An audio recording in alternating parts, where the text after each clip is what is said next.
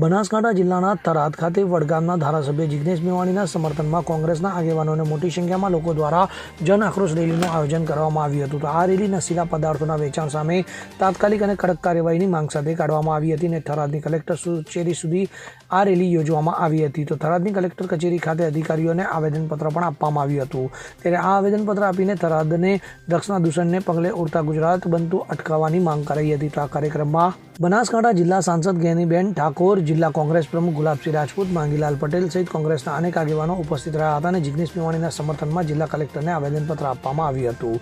થરાદ ખાતે કોંગ્રેસના આગેવાનોની રાહબારી હેઠળ સર્વ સમાજના આગેવાનોને લોકો ઉપસ્થિત રહી રેલી યોજી જિલ્લા કલેક્ટરને આવેદનપત્ર આપી વધતા જતા નશો અને કેફી પદાર્થોના ખરીદ વેચાણ સામે કડક કાર્યવાહીની માંગણી કરાઈ હતી. તો થોડા દિવસ પહેલા જિલ્લાના વડગામ તાલુકાના ધારાસભ્ય જિગ્નેશભાઈ મેવાણી પાસે મહિલાઓ દ્વારા રજૂઆત કરવામાં આવી હતી કે વાવ થરાદના કેટલાક વિસ્તારોમાં ડ્રગ્સ, એમડી, સ્મોક, ગાંજો, ચરસ, દારૂ તેમજ મેડિકલ નશાનું પ્રમાણ ચિંતાજનક રીતે વધી રહ્યું છે, જેના કારણે ખાસ કરીને યુવા વર્ગનું ભવિષ્ય બગડી રહ્યું છે. તો આ રજૂઆતોની ગંભીરતાને ધ્યાને લઈને ધારાસભ્ય જિગ્નેશ મેવાણીએ તરત જ જિલ્લા પોલીસ વડાની કચેરી ખાતે જઈ પોલીસ તંત્રને કડક પગલાં લેવા સહિત નશીલા પદાર્થોના વેચાણ પર રોક લગાવવાની માંગ સાથે આક્રોશ વ્યક્ત કર્યો હતો. જિગ્નેશ મેવાણીની આક્રોશભરી રજૂઆત બાદ પોલીસ પરિવાર અને લોકો દ્વારા જિગ્નેશભાઈ વિરુદ્ધ થરાદમાં રેલી કાઢવામાં આવી હતી અને જિગ્નેશ મેવાણીને પટ્ટા ઉતારેલી વાતથી નારાજગી સાથે આવેદનપત્ર આપી કાર્યવાહી કરવામાં આવે તેવી માંગ કરાઈ હતી. જોકે પોલીસ પરિવાર અને લોકોની રેલીને કોંગ્રેસ બુટલેગરોની રેલી ગણાવી તીખો સવાલ ઊભો કર્યો હતો કે શું આ રેલી થરાદમાં ડ્રગ્સ અને નશાના વેપારને ચાલુ રાખવા માટે કાઢવામાં આવી હતી.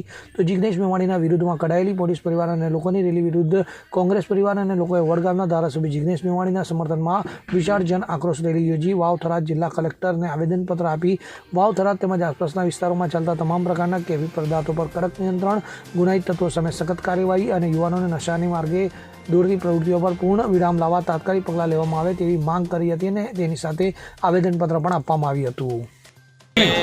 બંધારણ દિવસે થરાદ વાવની તમામ પ્રજા ડ્રગ્સ, દારૂ, સ્નેક, ગાંજો, ચરસ બંધ કરવા માટે આજે મેદાને ઉતરી છે. જિગ્નેશભાઈએ જ્યારે અહીંયા પોલીસ સ્ટેશને આવીને એના વિશે જે રજૂઆત કરી હતી અને એના વિરોધમાં જે પોલીસના લોકોએ અને કહેવાતા બુટલેગરોએ જે રેલી જિગ્નેશભાઈ વિરુદ્ધ કાઢી હતી એનાથી પ્રજા દુઃખી છે.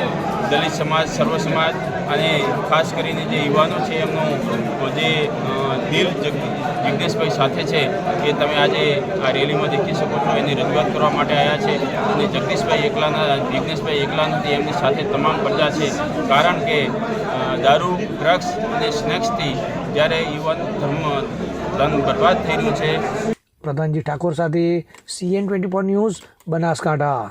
હવે જુઓ દેશ દુનિયાની તમામ ખબરો તમારી આંગળીના ટેરવે.